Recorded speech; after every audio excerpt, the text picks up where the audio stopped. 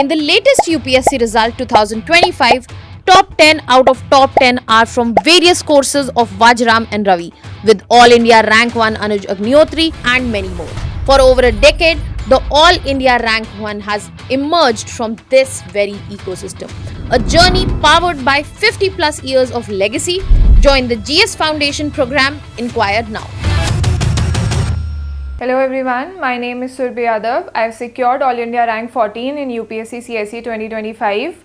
This was my fourth attempt. In my first attempt I gave in 2022, I couldn't clear prelims. फिर मेरा second attempt था 2023 में, तब मैंने प्रीलिम्स क्वालिफाई किया, मेंस क्वालिफाई किया, इंटरव्यू दिया, बट फाइनल कट ऑफ से मेरा मिस हो गया.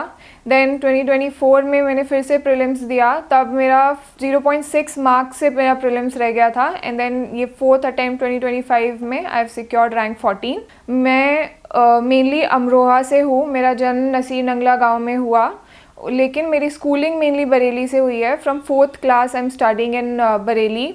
I have done my 10th from SI International. Then I have done +2 in Humanities from Army School Bareilly. Then I have done History Honours from LSR, University of Delhi. I have also done Masters from IGNOU in History. Therefore, I have also taken my optional subject as History. I graduated in year 2020. That was the COVID year, but our session got extended, so we graduated in 2021. That is why. And after that, I started preparing for UPSC. I was underage in 21, so I didn't give attempt. I gave my first attempt in 2022 when I was 21 years. Then simultaneously I had also enrolled in IGNOU and then I completed my masters while preparing for UPSC. अब मैं अपनी UPSC journey के बारे में थोड़ा brief करना चाहूँगी. Specially हम स्टार्ट करते हैं प्रीलिम्स से. तो 2022 वाला जो मेरा अटैम्प्ट था, उसमें आई फेल्ट लाइक मेरी प्रिपरेशन उस लेवल पर नहीं थी. And I was little directionless कि जो लोग बोल दे रहे हैं बस कर लिया, नहीं किया. So mainly I felt like polity, economy and core subjects were done. Geography was done. Economy क्योंकि मैंने कॉलेज में भी इकोनॉमिक्स माइनर था मेरा subject, so that was a base for me. So economics was fine. Polity सब लक्ष्मीकांत करते हैं, वो हो गया था. But specially I felt like environment और साइंस एंड टेक और जो मिसलेनियस सब्जेक्ट्स हैं वो मैंने कवर नहीं किए थे, because every one was saying कि बस PT 365 कर लो और हो जाएगा. बट वो नहीं होता है. You really have to give in to your static.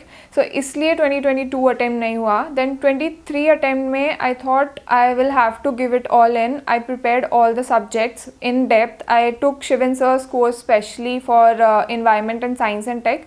That helped me. And 2024 वाले में फिर बिकॉज रिज़ल्ट के बाद आई स्टार्टेड प्रिपेयरिंग. जब 23 का फाइनल रिज़ल्ट आया 24 में, उसके बाद I started preparing for prelims. So 25 days something buffer था. And in that time I became underconfident that people are studying for 6 months. How will I cover everything in 20 days or 25 days max? And that was a mistake I felt I committed for 24, and I became very underconfident even when I was giving exam. So during exam I remember there were at least 2-3 questions on UNESCO.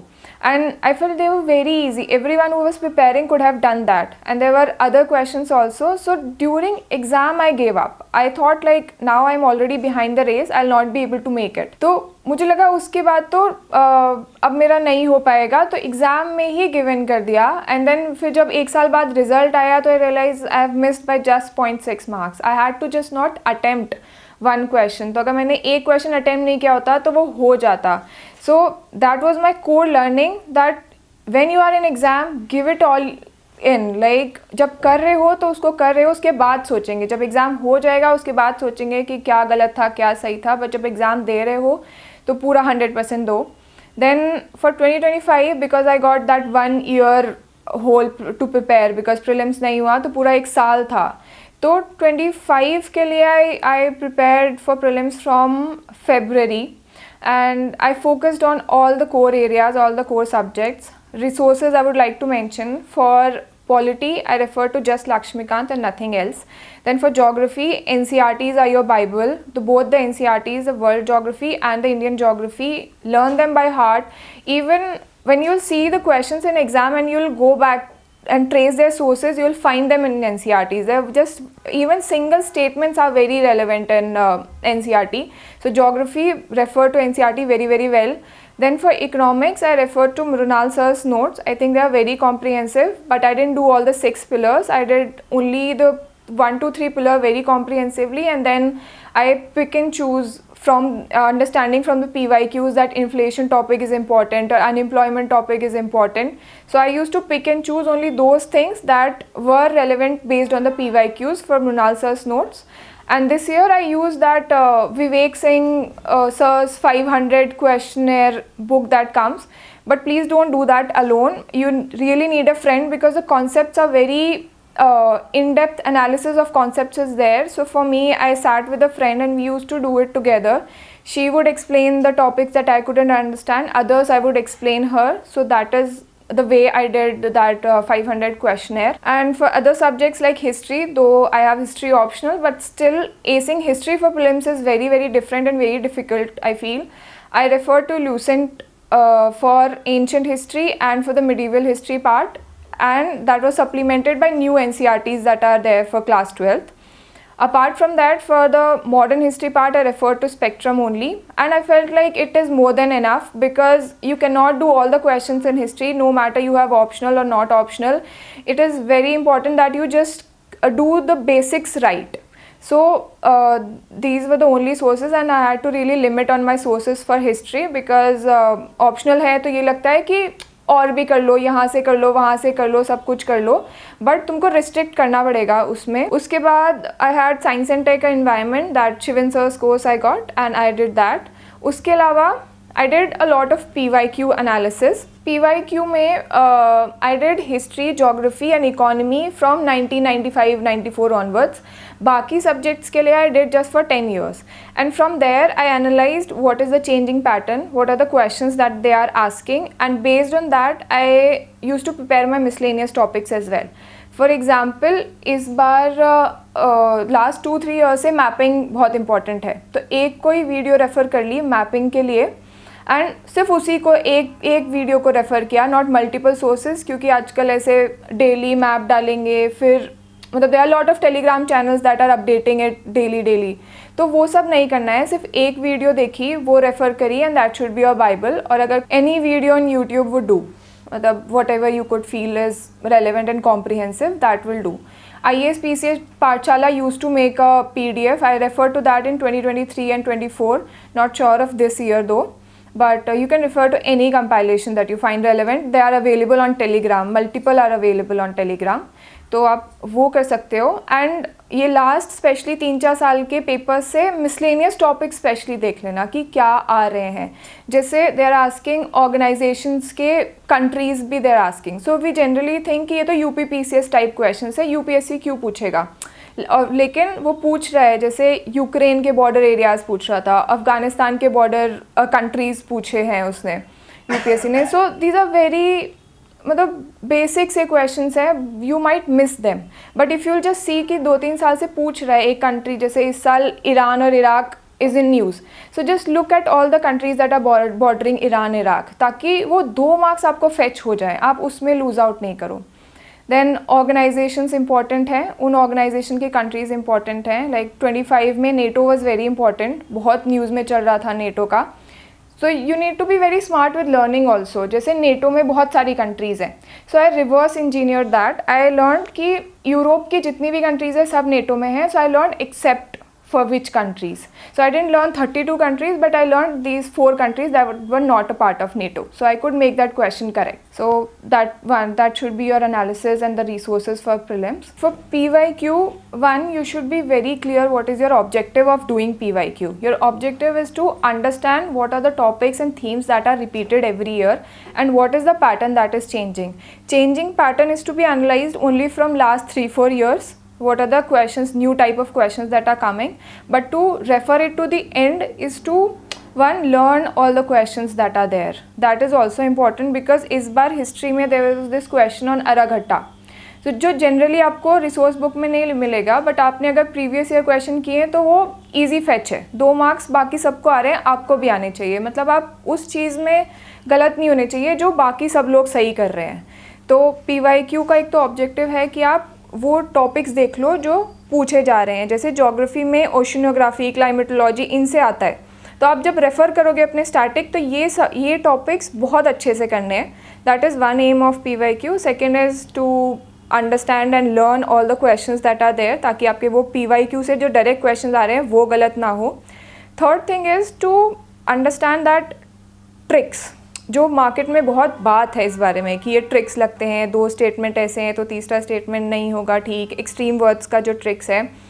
सो वो आपको coaching material पे attempt करने की ज़रूरत नहीं है वो tricks. आप वो PYQ पे एनालाइज़ करो कि वो जो मार्केट में बात हो रही है वो PYQ पे अप्लाई हो रही है कि नहीं हो रही है.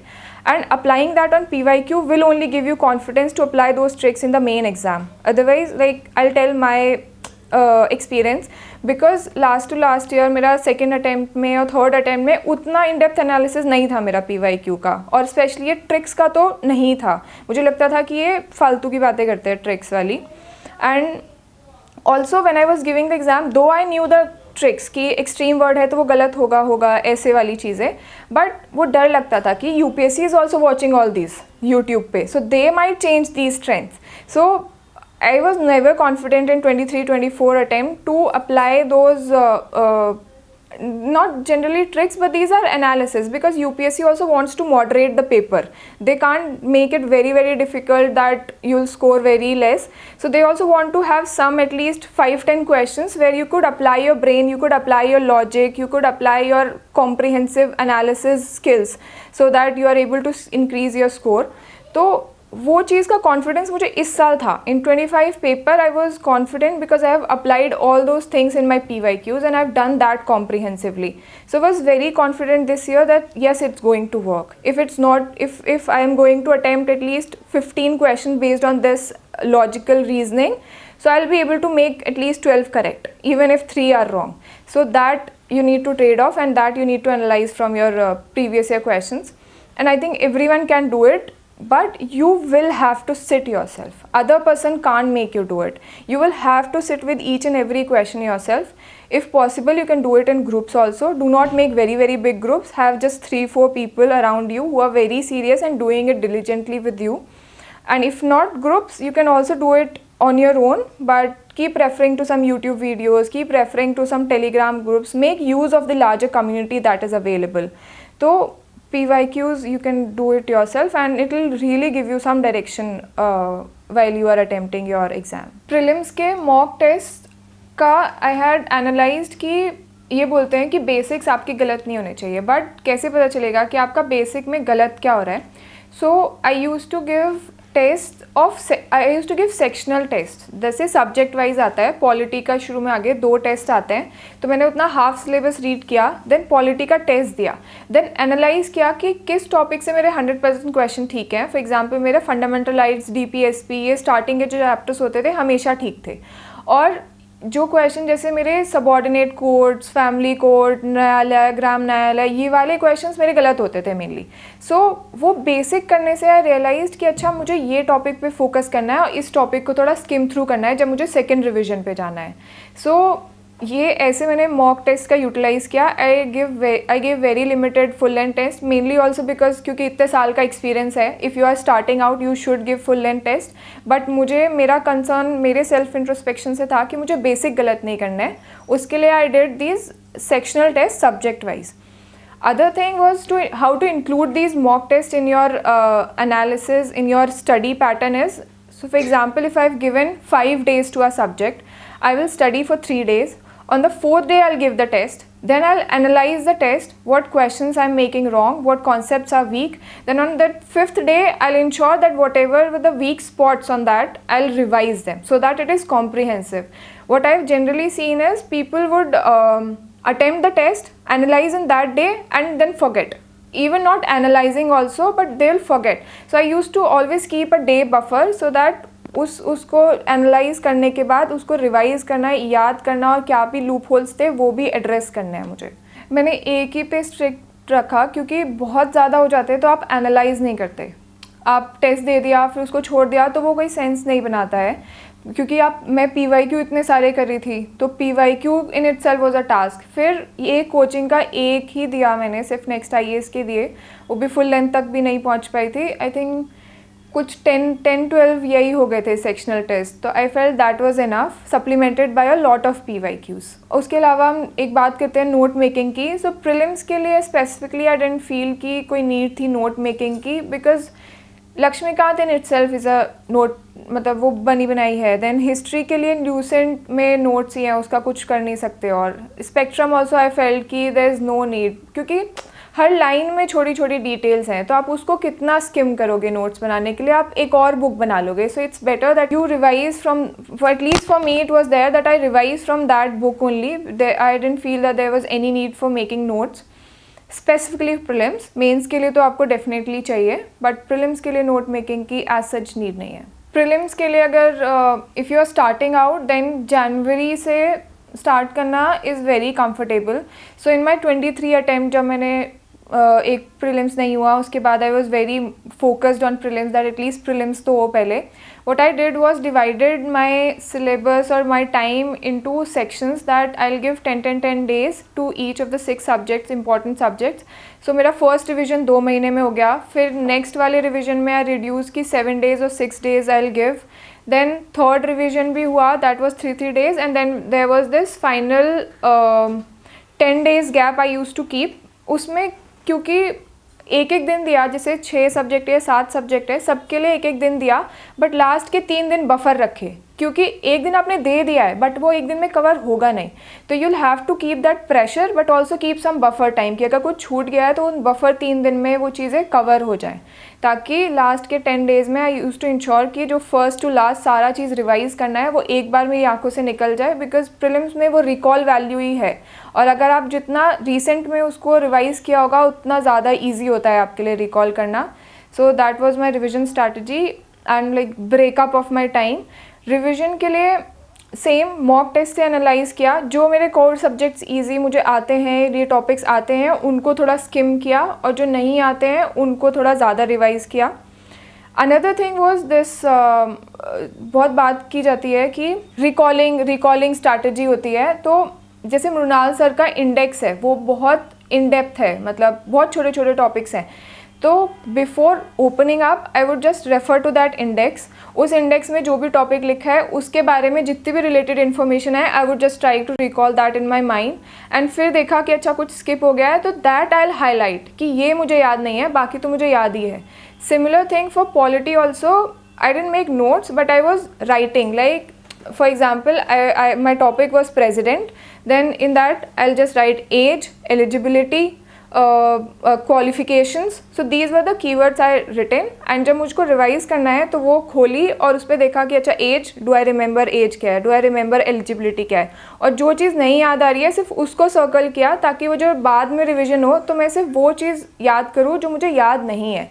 आई थिंक वो रिकॉलिंग वाला जो स्ट्रैटेजी होती है उसने really help me to ensure कि मुझे याद आ रहा है वो लास्ट मिनट पे भी। And then there is one most feared subject, that is CSAT, but luckily touch wood for me, I think मेरा एनालिटिकल स्किल ठीक है और कॉम्प्रिहेंसिव भी ठीक है। सो मैंने रेफ़र नहीं किया है कभी भी ऐसे as such strategy for CSAT। 23 वाला भी मेरा कंफर्टेबली क्लियर हो गया था, दो उसको कहते हैं बहुत डिफ़िकल्ट है, बट आई थिंक वो प्रेजेंस ऑफ माइंड भी था मेरे लिए। मैंने मैथ्स और रीजनिंग मेरी ठीक ठाक है, मुझे ऐसे कुछ रेफ़र नहीं करना पड़ता, but that year maths and reasoning were difficult.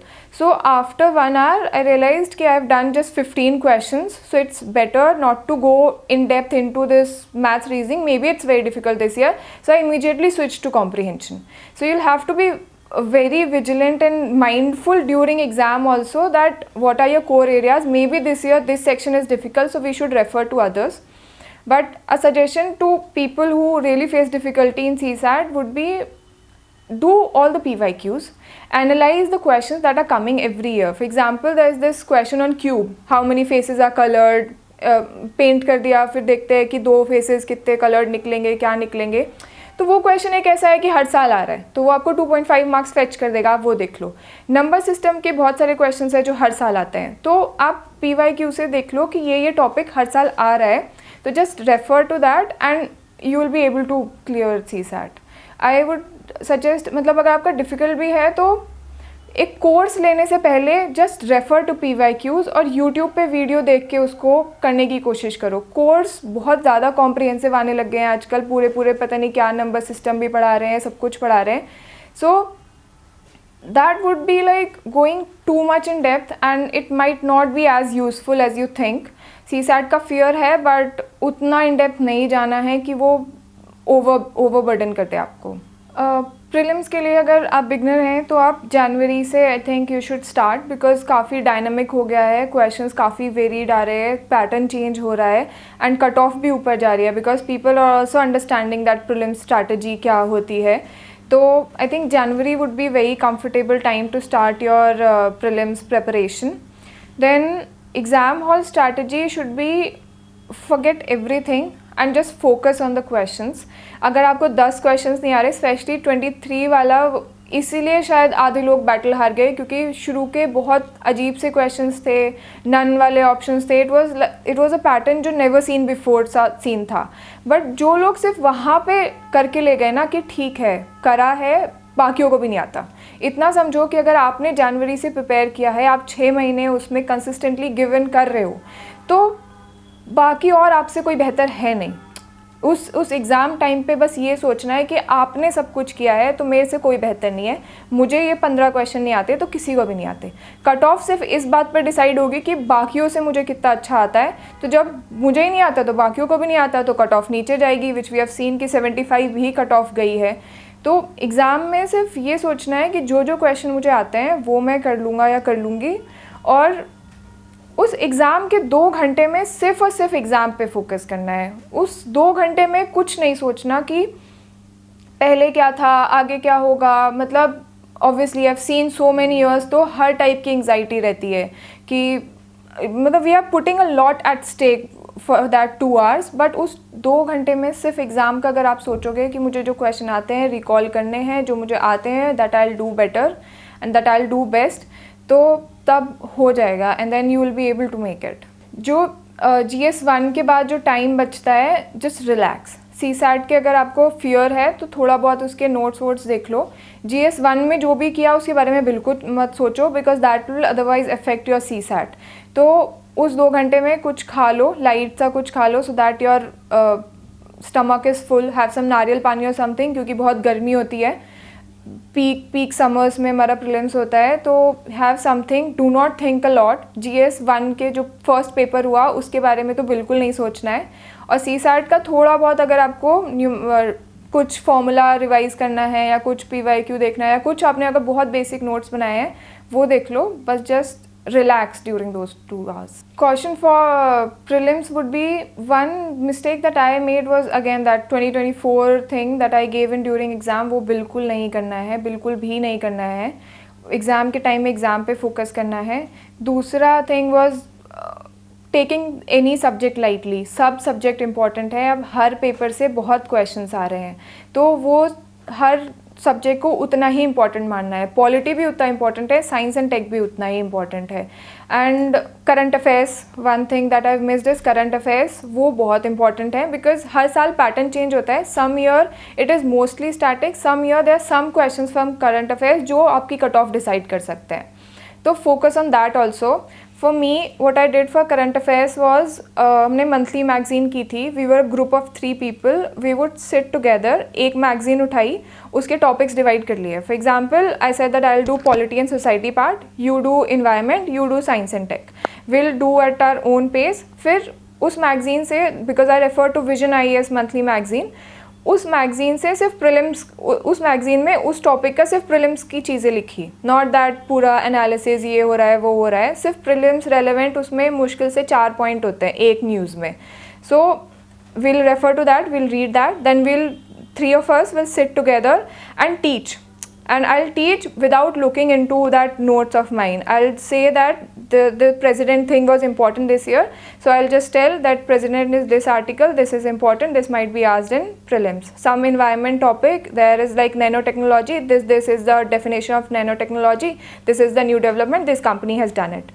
So we'll teach each other that, and that's how your memory will be stronger.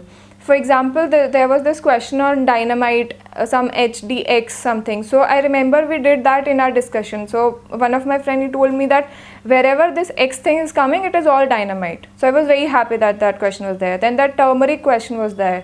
Then that chip question was there. So we did all of that during our discussion.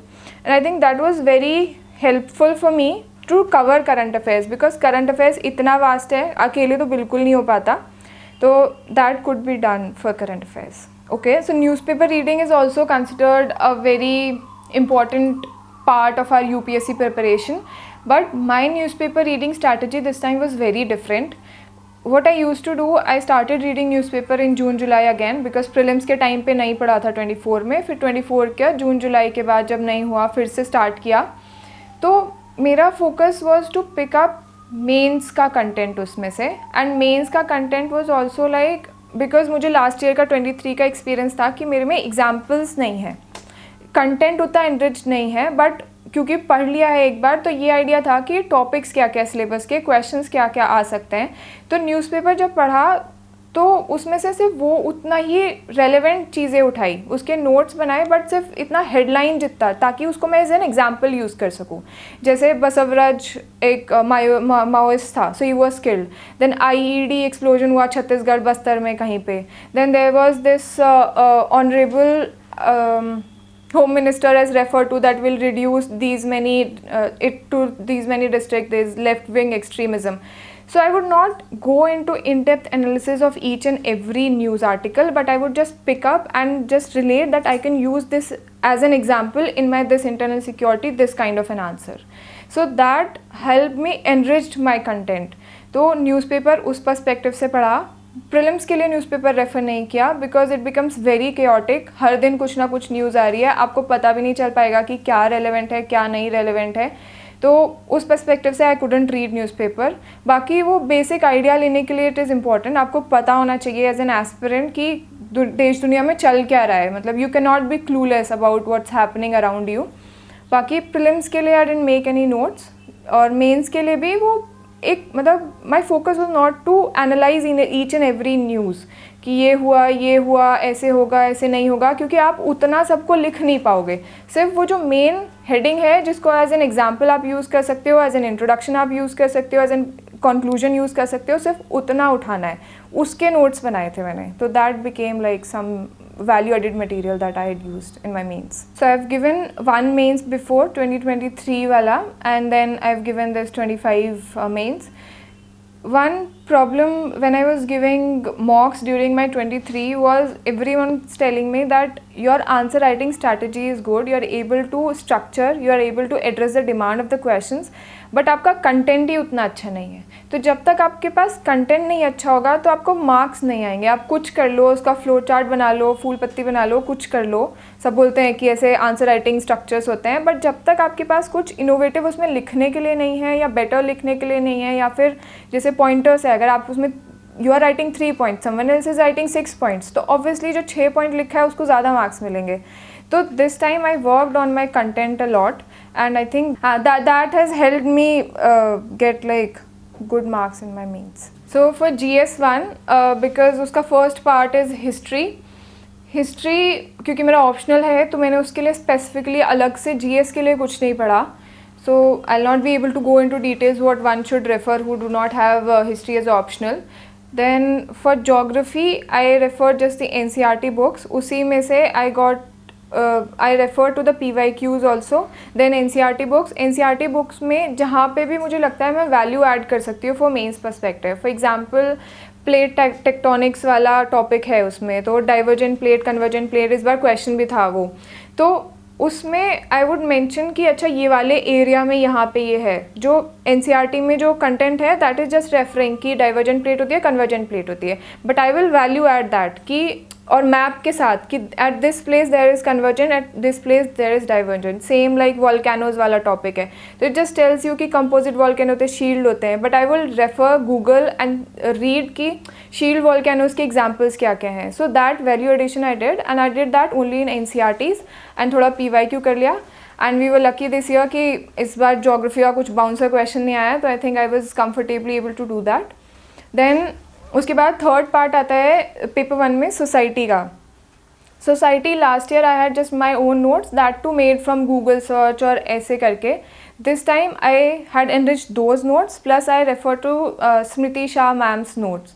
They were really helpful क्योंकि उसमें बहुत सारे keywords हैं and society में I feel keywords बहुत help करते हैं. Otherwise 23 में I use to write very long answers, मतलब ऐसे एक पॉइंट भी लिखा है तो वो 3 लाइन का पॉइंट बन जाता था. इस बार my answers were 2 line maximum, 1 line 1 example, 1 line 1 example. That was my key approach to answer writing and that also came because बहुत सारे keywords थे. कीवर्ड कुछ डायग्राम. तो स्मृति शाह मैम के नोट्स को मैंने बेसिक बनाया एंड देन वाई जो न्यूज़पेपर में मैं एग्जाम्पल्स आइडियाज़ वो लिखती थी उनको उसमें वैल्यू ऐड किया. तो उसने हेल्प किया काफ़ी इनरिच करने में and I got 117 in GS1. I refer to Smriti Shah ma'am's note. She teachers in Vision IAS. However I got them the notes on Telegram. I didn't enrol for any course of hers but Telegram पे वो उनके notes की PDF है तो वो PDF मैंने ले ली थी और उसमें अपने वैल्यू ऐड किया. Examples, case studies also I used in society. That I did for society. Then moving on to paper 2, GS2. It is also divided into polity, governance, society, some part of society and then international relations.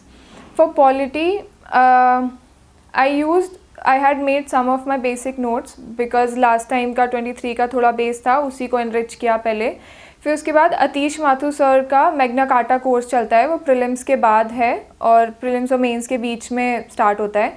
तो उन्होंने भी अपने Telegram channel पे notes डाले हुए हैं, वहाँ से मैंने उठाया. पॉलिटी एंड गवर्नेंस वाला पार्ट वहाँ से कर पाई थी. उसके बाद उन्होंने IR भी डाला था बट वो काफ़ी लेट आई थिंक मेंस के 1-2 दिन पहले तक सर नोट्स डाल रहे थे. सो आई कुडंट यूज़ IR के लिए मैंने एक बस कंपाइलेशन पढ़ ली थी but I think I could have worked better IR में. मुझे लगता है मेरे 114 मार्क्स हैं, वो बेटर हो सकते थे only because of IR. And also one thing that I would like to tell was essay के पेपर के पहले मुझे आई में इन्फेक्शन हो गया था. तो it was so bad that my one I was close and I was writing like this and उस आँख से पानी बह रहा था बहुत. तो GS2 के पेपर में स्पेसिफिकली और ज़्यादा क्योंकि गर्मी थी तो बहुत पानी बह रहा था, इसलिए शायद मेरे लास्ट के क्वेश्चंस में मुझे थोड़ा टाइम मैनेजमेंट में प्रॉब्लम हो गई. वो कॉम्प्रोमाइज़ करना पड़ा, बहुत जल्दी लिखना पड़ा. तो IR वाला पार्ट स्पेसिफिकली मेरा वीक वैसे भी था बिकॉज कुछ बहुत अच्छा नहीं पढ़ पाई थी मैं उसमें और फिर आंसर राइटिंग उस टाइम पे भी प्रॉब्लम हो गई थी. So that happen. That is it for GS2. Atish Mathur sir के मेरे बेसिक नोट्स थे जो उनके टेलीग्राम चैनल पे अवेलेबल है. Then coming to GS3. GS3 में काफ़ी कॉम्प्रिहेंसिव है एंड वी नो वो बहुत डेटा, फैक्ट्स, फिगर इन सब पे बेस्ड है. So the more data you can include, more facts you can include, better marks you will get. जो same चीज़ 2023 में थी कि इतना डेटा, फैक्ट्स, फिगर्स ना याद थे ना कंटेंट था ही, तो वो चीज़ पे इम्प्रूव करना था. उसके लिए आई रेफर्ड इकोनॉमी और एग्रीकल्चर के स्पेसिफिकली बसावा ओपन सर हैं. Very very very comprehensive and excellent notes. मतलब मुझे लगता है कि काफ़ी अच्छे से उन्होंने किया हुआ है. कोई लंबे नोट्स नहीं हैं कि बहुत पैराग्राफ वाले हैं. Very relevant and I think very good. तो लेकिन वो मुझे वो टेलीग्राम चैनल पे मिल गए थे तो वहाँ से मैंने PDF उठाई, वहाँ से उनकी वीडियोस भी रेफ़र करी थी. तो वो कॉन्सेप्ट भी अच्छे से एक्सप्लेन करते हैं तो आपके दिमाग में रहती है वो. हाइंडसाइट में आपके लिए हर टॉपिक रहता है. So that help me. Internal security के लिए 23 में I did Shivin sir's course. उसमें इंटरनल सिक्योरिटी के उनके 1 लाइनर वाले नोट्स थे, मैंने उन्हीं को उठाया एंड देन वही करंट से उनको एनरिच किया, एग्जाम्पल्स यूज़ किए वहाँ से. इंटरनल सिक्योरिटी के लिए वो किया. डिज़ास्टर मैनेजमेंट की कोई टेलीग्राम पे PDF मिल गई थी, उसी को रेफ़र किया, उसी में कुछ एग्जाम्पल्स एनरिचमेंट जो करना था वो किया. Then for environment and science and tech specifically I refer just mains 365. So there were some of my friends who were reading newspaper very comprehensively और उनको थोड़ा आइडिया था कि क्या टॉपिक्स रेलेवेंट ज़्यादा हैं क्या नहीं है. तो उन टॉपिक्स को टैली करके और फिर मेंस 365 में देख के थोड़ा प्रेफरेंस सेट की कि ये वाले टॉपिक ज़्यादा इंपॉर्टेंट है, ये पहले प्रायोरिटी पे रिवाइज़ करने हैं बिकॉज टाइम इस बार बहुत कम था प्रीलिम्स और मेंस के बीच में.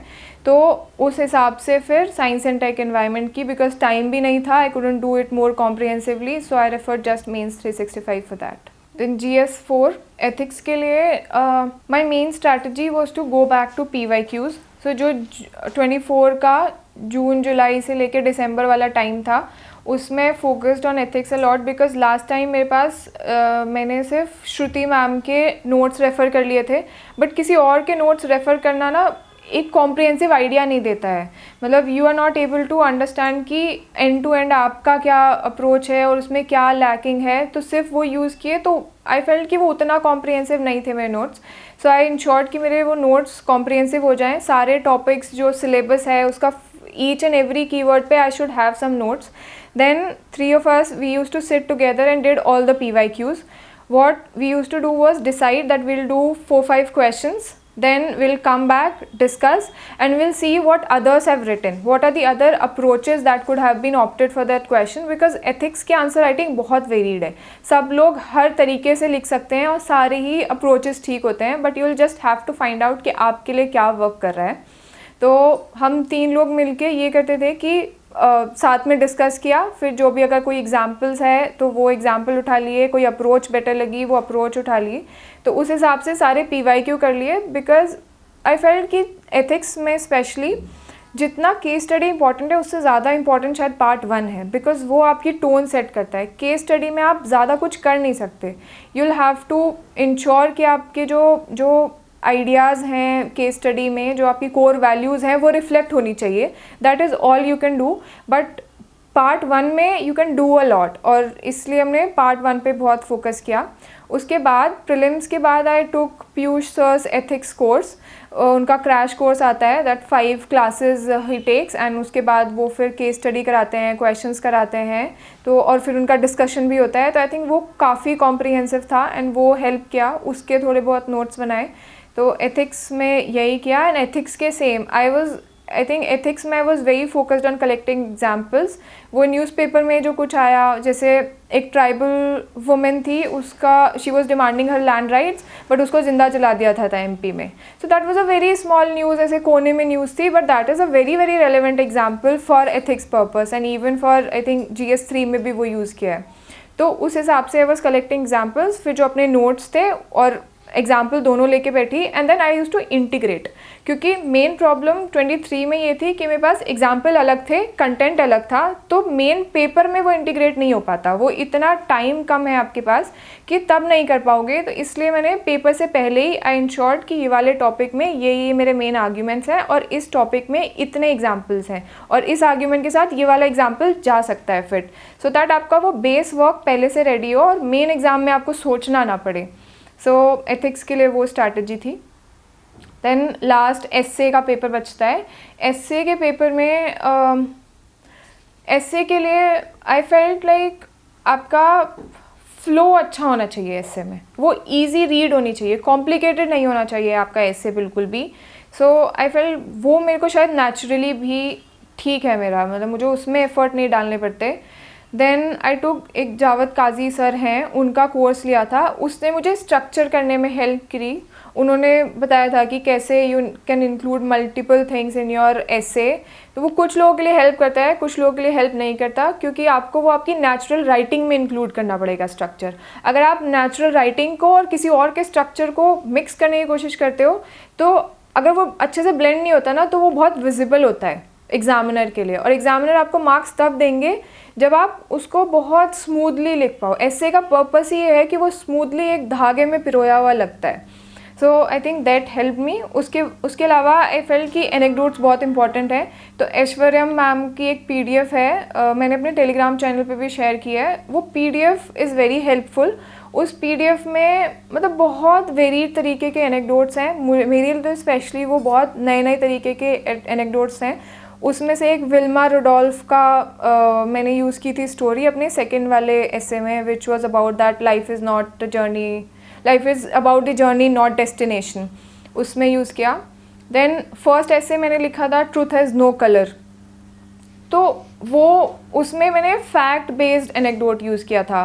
सो आई स्टार्टेड इट लाइक कि within 5 minutes of you reading this much carbon emission will be there, this much trees will be cut, this is the fact, and it has no shade. However, people like certain administrators, certain governments might say that there is no climate change, but this is the truth which has no color. I think वो काफ़ी ऐसे set बैठ गया. तो दो चीज़ें I think worked, that anecdotes were very very relevant, उसके साथ में एकदम सिंक करे थे, और दोनों एनेक्डोट्स एक दूसरे से अलग थे. Third thing that worked was कि बहुत स्मूथ फ्लो था ऐसे का, एंड स्ट्रक्चर दोनों का बिल्कुल सेम नहीं था, थोड़ा सा डिफरेंट करने की कोशिश की थी दोनों स्ट्रक्चर, ताकि वो मोनोटोनस नहीं लगे. So that thing worked for essay, and I had written just 4 essays before that because time कम था and couldn't write a lot. तो एक फोरम के ऐसे लिखे थे मैंने, क्योंकि मैं जामिया में थी तो जामिया ने फोरम की टेस्ट सीरीज़ लगवाई हुई थी, तो फोरम ने एसेज दिए थे, वो काफ़ी शुरू में मैंने लिखे थे, जून जुलाई में I think. And then 2 essays I wrote just I think 10-12 days before essay paper. So I feel like इतने में मेरा काम हो जा रहा है, बट वन शुड एनालाइज कि आपका कहाँ लैग कर रहा है और कितना आपको ज़रूरत है, वो आपको अपने हिसाब से देखना पड़ेगा, नॉट जस्ट कि कोई और क्या कह रहा है और उनके लिए क्या काम कर रहा है. नोट मेकिंग की बात करें तो मेंस में स्पेशली आपको नोट मेकिंग की ज़रूरत पड़ती है. So I had comprehensive notes on all the topics, और वही जैसे जैसे मैंने बताया जिस जिस सब्जेक्ट से जहाँ रेफ़र किया है उसके उसी में नोट्स हैं. एंड कुछ सब्जेक्ट स्पेशली पॉलिटी वाले हैं जो एक टॉपिक पे एक पेज में नोट्स ख़त्म, मतलब बहुत ज़्यादा भी नहीं बनाने हैं आपको कि उसके बारे में पूरी थीसिस हो रही है एक टॉपिक की, बट एक पेज में आपको पता है PYQ से आप एनालाइज कर सकते हो कि they are asking just strengths, challenges and way forward, तो उतना ही करना है. और एक स्ट्रेंथ चैलेंजेस में मुश्किल से 7-8 पॉइंट मैक्सिमम आप लिख लो, ताकि वहाँ पे रिटेन आप 5-6 कर पाओगे. So that is more than enough आपके लिए. नोट मेकिंग की strategy was this. Then short notes भी बनाए थे लास्ट में कुछ चीज़ के लिए, बिकॉज इतना सारा कंटेंट है तो आपको याद करने में प्रॉब्लम होती है अगर आपके कॉम्प्रिहेंसिव है बहुत ज़्यादा. तो जैसे एथिक्स के मैंने थोड़े शॉर्ट नोट्स कर दिए थे, ये सब मैं टेलीग्राम पे डाल दूँगी. आई थिंक 1-2 दिन में I put them all on the Telegram channel, ताकि आप रेफ़र कर पाओ कि एग्जैक्टली मैंने क्या किया था. नोट मेकिंग हो गई. उसके बाद आती है टेस्ट देने की बारी. तो आई थिंक मेंस के लिए सबसे ज़्यादा इम्पॉर्टेंट है कि आप टेस्ट दे रहे हो और टेस्ट कैसे दे रहे हो. क्योंकि मैं जामिया में थी तो जामिया ने फोरम से अपना टाई अप किया हुआ था. फोरम के टेस्ट थे कुछ 4 या 6 टेस्ट उन्होंने लगाए हुए थे हमारे लिए, एंड मुझे लगा कि 6 टेस्ट शायद काफ़ी नहीं है, तो मैंने नेक्स्ट IAS की टेस्ट सीरीज़ खुद से लगा ली थी मेंस के लिए. बट तो दोनों ये मतलब क्योंकि वो जामिया ने टाई अप किया था तो मैंने उसके लिए पे नहीं किया, बट नेक्स्ट IAS के लिए I paid for the test series and वो लगाई हुई थी मैंने. क्योंकि 23 वाले अटेम्प्ट में भी मैंने नेक्स्ट IAS का ही दिया था. आई फेल्ट वो ठीक है, मतलब it is good enough test series for you to give. And test attempt करने की स्ट्रैटेजी वेरी करती रहती है, आपकी प्रिपरेशन पे उस दिन डिपेंड करेगी. मतलब I use to also fear some days कि सिलेबस का डिसाइड किया है कि 8 दिन में या 10 दिन में ये पेपर 1 का इतना पार्ट कंप्लीट करना है, बट वो ऑब्वियसली नहीं हो पाता. वो आपको कितना भी आप अच्छे से प्रिपेयर करके रखो प्रीलिम्स से पहले, वो आएगी हेजिटेंसी कि नहीं हो पा रहा है. बट क्योंकि वहाँ कलेक्टिव ग्रुप में थे, वो डेट डिसाइडेड है, तो आपको जाना ही जाना है, देना ही पड़ेगा. अगर आपने नहीं पढ़ा है तो कोई बात नहीं, ठीक है, आप एटलीस्ट ये चीज़ दे के आओ कि अगर आपको क्वेश्चन नहीं आता है तो आप क्या अटैम्प्ट करोगे उसमें, तो क्या लिखोगे. But just decide on a day and give the test. So answer writing में ये चीज़ थी टेस्ट देने में. And one more thing that I realised was, क्योंकि मैंने 2 टेस्ट सीरीज़ ले लिया, फोरम के भी टेस्ट है मेरे पास, नेक्स्ट IAS के भी हैं, तो वो थोड़े ज़्यादा ही हो गए थे.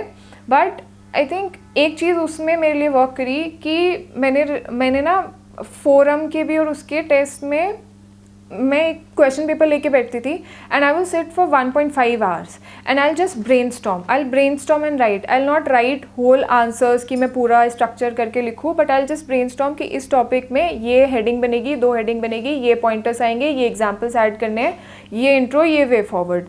सो that I will reduce that time. I will write that in 1.5 hours. In 3 hours I will complete 2 papers, एक फोरम का ले लिया, एक नेक्स्ट IAS का ले लिया, सेम सब्जेक्ट का.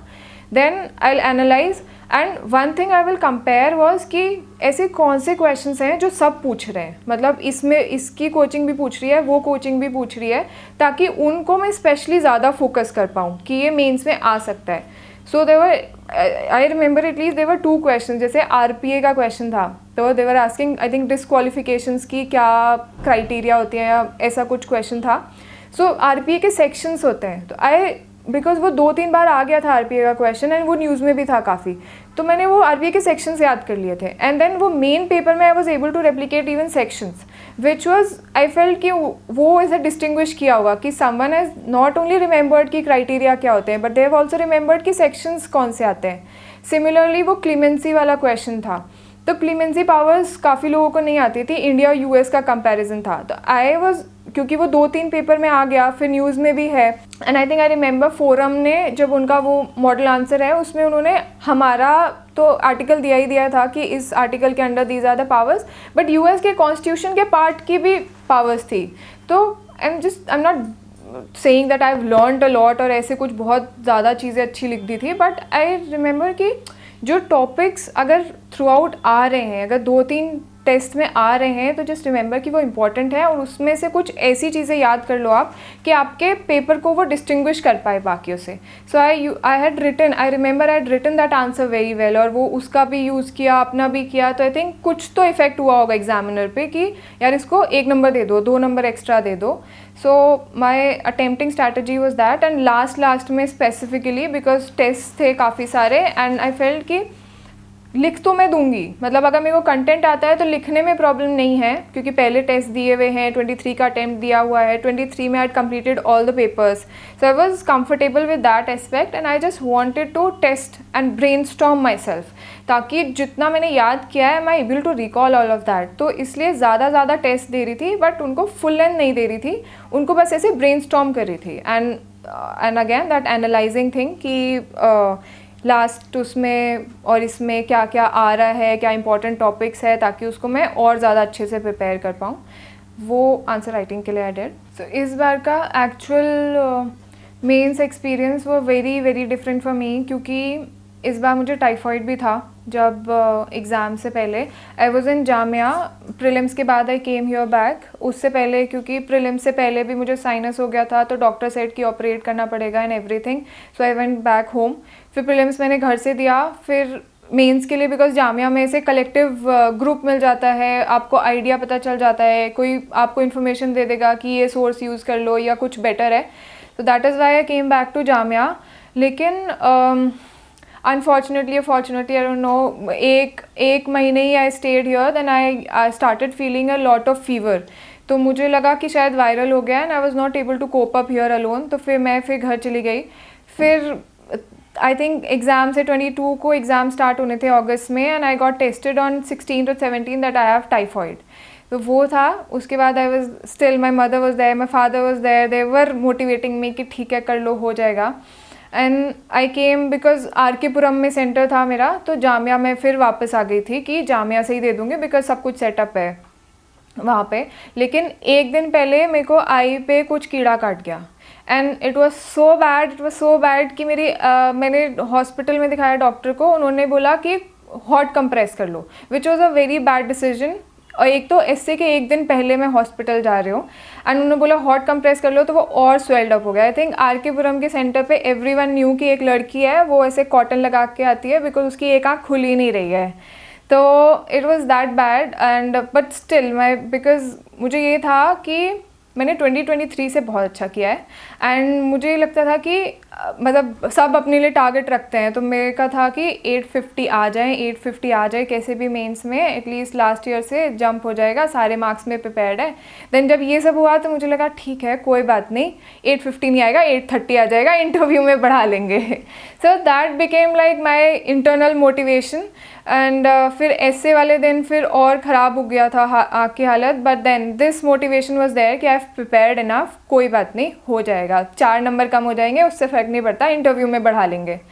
एंड देन आई गेव ऐसे में ट्रूथ हैज़ नो कलर. ये आई थिंक काफ़ी कम लोगों ने टॉपिक पिकअप किया था, but I picked it up क्योंकि इस बारे में थोड़ी बात हो गई थी कि, और ये वाला जो एनेक्डोट मैंने तभी पढ़ रही थी, तो आई रियलाइज कि अच्छा शायद ये यूज़ किया जा सकता है इसमें, सो वो यूज़ किया। एंड देन सेकेंड वन, फिर एग्ज़ाम में strategy was dividing 1.5 hour 1.5 hour, but because मेरे आँख में दर्द हो रहा था और प्रॉब्लम हो रही थी काफ़ी, तो फर्स्ट एस्से एक तो टॉपिक अजीब था, लेकिन उसको 1 आवर 45 मिनट्स हो गया, तो थोड़ा सा खिंच गया था। बट देन बिकॉज प्रैक्टिस किया हुआ था and still I was fine कि I will be able to do it, and मेरी स्ट्रक्चरिंग में काफ़ी स्ट्रॉन्ग होल्ड था, और मुझे सेकेंड वाला ऐसे वॉज कंपैरेटिवली ईजियर, तो मुझे ये था कि हाँ ये वाला हो जाएगा, तो that work for me. And then फिर बिकॉज इन्फेक्शन था तो I had to run to 2 hospitals because वो इतनी ख़राब हो गई थी, फिर उनको दिखाया, फिर एक स्किन वाले को आई वेंट टू जमरूदपुर में, एक स्किन का डॉक्टर है मैम, उन्होंने मुझे इंजेक्शन दिया, जब जाके मेरी स्वेलिंग ख़त्म हुई, तो I couldn't revise for GS 1 and 2 properly. But वही कहते हैं ना, ऐसे भगवान की जब मेहर होती है तो आप सब कुछ कर ले जाते हो, भगवान की मेहर होती है, और आपके पास जो पेरेंट्स हैं, आपके जो फ्रेंड्स हैं, जो आपको मोटिवेट करते हैं ना, जो आप में आपसे ज़्यादा बिलीव करते हैं, शायद उनकी मेहर से सब हो जाता है। तो GS 1 के लिए आई couldn't revise a lot, but because I felt क्योंकि मेरा ऑप्शनल है तो उसमें वो वाला पार्ट कंफर्टेबल है। ज्योग्राफी के लिए आई हैड थॉट ऑफ कि वो तो बाउंसर क्वेश्चंस आते ही हैं, तो it is fine. Society I had done very well, तो सोसाइटी में आई वॉज कॉन्फिडेंट, तो वो हो गया। फिर strategy was this time it was different. Last time I use to do कि फर्स्ट क्वेश्चन से 20 क्वेश्चन करूँगी, इस टाइम आई थॉट क्योंकि उसमें मार्क्स ज़्यादा होते हैं। Then for GS 2 Atish Mathur sir के जो नोट्स थे वो ही मैं रेफ़र करी थी, और अपने नोट्स रेफ़र करी थी, उसके शॉर्ट नोट्स बनाए हुए थे मैंने थोड़े थोड़े, बट उतना टाइम नहीं था। बट वही उस टाइम पे you utilise that time very fully, लेकिन क्योंकि आँख में प्रॉब्लम हो रही थी तो I couldn't revise I think to that optimum level also, but then again you should have faith that you have done enough, and this one thing is not going to decide anything. वो दिमाग में है सारी चीज़ें, आँख से कुछ नहीं हो रहा है, it's fine। मतलब वो मम्मी भी थी मेरे साथ में, वो आ गई थी यहीं पे, तो she would remind me of everything that I've done, all that collective मेहनत जो आपने करी है इतने सालों में, शायद आपको उस पर ज़्यादा विश्वास रखना होगा उस दिन से ज़्यादा।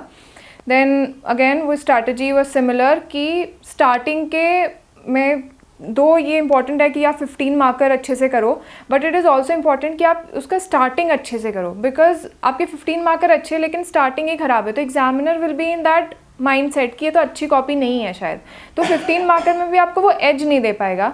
सो आई वुड डू स्टार्टिंग के 4 क्वेश्चंस, उसके बाद I jump to 15 marker and then I come back again to these 10 marker questions. That was strategy. And GS 3, 4 similar thing I did, and diagrams use किए, diagrams बनाए।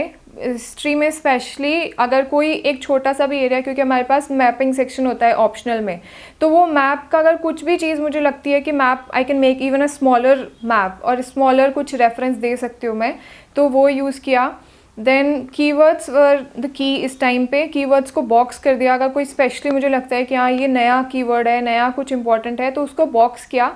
Don't box and underline everything, क्योंकि फिर वो purpose defeat करता है आपका। मतलब आप हर कुछ अंडरलाइन कर दोगे तो एग्जामिनर क्या रियलाइज़ करेगा कि क्या बेटर है। तो that was another thing in presentation. बाकी मेरा फ्लो सेम ही था, I couldn't make that circle बना के इधर इधर एरो बनाओ, ये सब नहीं किया। सिमिलर ऐसे हेडिंग डाली, 8-10 पॉइंट लिखे for 15 marker. In 10 marker I would write, GS 3 में आप ज़्यादा पॉइंट्स लिखते हो, जैसे 8-9 पॉइंट्स लिख देते हो आप GS 3 में स्पेशली, लेकिन GS 2 में आप कम पॉइंट्स लिखते हो, 4-5 पॉइंट्स लिखे, क्योंकि आपको थोड़ा सा एक्सप्लेन भी करना होता है। इट कांट बी जस्ट कि स्टेट कर दिया फैक्ट।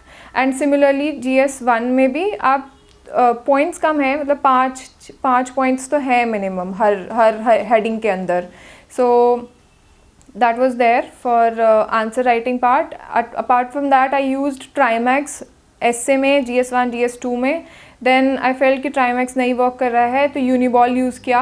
आई थिंक उतना मैटर करता नहीं है आप कौन सा पेन यूज़ कर रहे हो, आपकी प्रेजेंटेशन स्किल ठीक होनी चाहिए, और वो कितना अच्छे से आप लिख पा रहे हो, कितना अच्छे से दिख रहा है, और आपका content will speak for itself. Pen से ज़्यादा कंटेंट शायद आपके लिए वर्क करेगा। I just summarise what actually change from 23 to 25 was working on content. आपका content will be your king, उसको बहुत अच्छे से कर लो। एग्जाम्पल्स, वैल्यू एडिशन, जो करनी है वो न्यूज़पेपर से, जैसे मैंने करंट बेस्ड करी, मैंने इवन एस्से में करंट बेस्ड एग्जाम्पल लिखे, जो एक दिन पहले कुछ इवेंट हुआ था वो मैंने अपने एस्से में इंक्लूड किया. तो that sets your answer apart from others. 23 से वो चीज़ स्पेशली डिफरेंट थी. एंड वन थिंग, अगर आप खाली, बहुत सारे लोग ये करते हैं कि वैल्यू ऐड ही करते रह जाते हैं, बेसिक नहीं कर पाते. First complete your basic. Her topic पे एक पेज की समरी या एक पेज के नोट्स होने चाहिए, उसके बाद वैल्यू ऐड करना. पहले मत कर लेना. और नोट्स आपके इतने स्ट्रैटेजिक और अच्छे होने चाहिए कि आपको एग्ज़ाम में ना सोचना पड़े. मतलब everything that you need to do, इस टॉपिक के अंदर ये लिखना है, ये आपके नोट्स में होना चाहिए. एग्ज़ाम के टाइम पे बहुत डिफिकल्ट है. तो एटलीस्ट जो बेसिक क्वेश्चंस हैं जो डायरेक्टली आ रहे हैं वो आप बहुत अच्छे कर लो. जो नया क्वेश्चन आ रहा है वो आप एवरेज भी लिखोगे तो आपको एवरेज मार्क्स मिल जाएंगे, वो it is good enough. So I think that will be my main strategy. Pressure रहता है, आप 4-5 साल पढ़ रहे हो, आप अपने पीक ईयर्स आप अपने एक एग्ज़ाम के पीछे इन्वेस्ट कर रहे हो. सो आपको दो चीज़ें हैं. One thing that I was doing was, एक साइड में बैकअप जैसा भी चल रहा था, because I did my masters, then I qualified NET JRF, I had applied for PhD. So I felt like that trajectory could be there. अगर नहीं होगा तो that will be there. Then I also gave CAT. 23 का जब मेरा attempt में final नहीं आया, उसी साल मैंने CAT भी दे दिया था नवंबर 23 में. 24 में रिज़ल्ट नहीं आया, और इसका भी रिज़ल्ट आया CAT का 24 में. तो I got into IIM Indore. But that was a very difficult choice for me कि IIM Indore is a very good college and that could just change my career trajectory in a very different line. And UPSC again, like should I go for it again, because मेरे सिर्फ 2 ही attempt हुए थे and I reach interview. तो आपके अंदर hope होती है कि यार थोड़ा सा काम करना है, आप कर लोगे. तो आई थिंक वो मेरे पेरेंट्स ने स्पेशली सपोर्ट किया कि नहीं कोई बात नहीं, you are still young, you are not that old कि अभी आपका करियर या सब कुछ ख़त्म हो रहा है. तो आपको आपकी सपोर्ट सिस्टम होना चाहिए. फैमिली सपोर्ट सिस्टम आपको रियली हेल्प करता है. एंड आपका खुद का एनालिसिस कि आपको भी वो आनी चाहिए कि हाँ मैं इम्प्रूव कर लूँगी. मतलब I gave up IIM Indore वाली चीज़ because I also felt like yeah there were loopholes. I have identified कि वो लूप होल्स हैं और शायद उन पे काम करूँ तो मेरा हो जाएगा. So that self introspection, self belief and people around you will help. Along with that, having certain kind of backup that could work for you if this doesn't work, because we know UPSC is like climbing a mountain at dark. You never know what is going to work for you, what is not going to work for you. Will it happen, will it not happen? So it's important that you have something else also building up again. I did mostly the same things, वही resources, वही चीज़, but सबका optimum utilization किया, कुछ overdo नहीं किया. I think in fact शायद एक चीज़ की थी कि पॉलिटी जब प्री और मेंस के बीच में था, क्योंकि पॉलिटी पे बहुत फोकस था, तो शायद मैंने GS2 के पेपर में IR और गवर्नेंस कॉम्प्रोमाइज़ किया पॉलिटी करने के लिए, जो मेरे मार्क्स में भी I got very good marks. 114 is a decently good marks, पर इस ईयर के लिए उससे भी अच्छे मार्क्स हैं. तो आई थिंक आप और बाकी सब सब्जेक्ट में आई स्ट्राइक दैट बैलेंस कि कुछ भी सब्जेक्ट ओवरडू नहीं करना है और उसको अंडरडू भी नहीं करना है और सब चीज़ पे फोकस करना है. इसलिए सारे पेपर्स में मेरे बैलेंस्ड मार्क्स हैं. मतलब I have not got very extremely high marks की सिर्फ एक पेपर की वजह से हो गया. But I think it was a balance of all.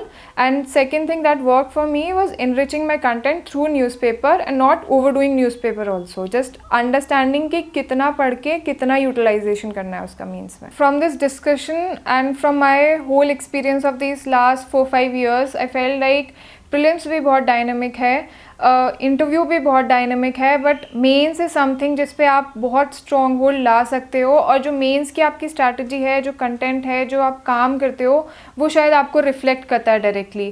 So I felt this even after like my 23 attempt और ये सब के बाद भी कि मेंस को ही बहुत स्ट्रॉन्ग बना लो. And I think that help me a lot, और उसने हेल्प करी कि मेरी रैंक 14 है इस साल. एंड बाकी टू कंक्लूड कि मैंने अभी हिस्ट्री चीज़ डिस्कस नहीं करी. आई think that history optional will discuss separately in another video, because history is in itself very very vast topic, very vast subjects. And उसने काफ़ी टाइम मेरा हिस्ट्री में ही इन्वेस्ट हुआ था. बाकी DKT is an excellent platform, काफ़ी neutral platform है. I think this is the first time I am discussing my strategy, the whole comprehensive strategy, and thank you DKT for having me here.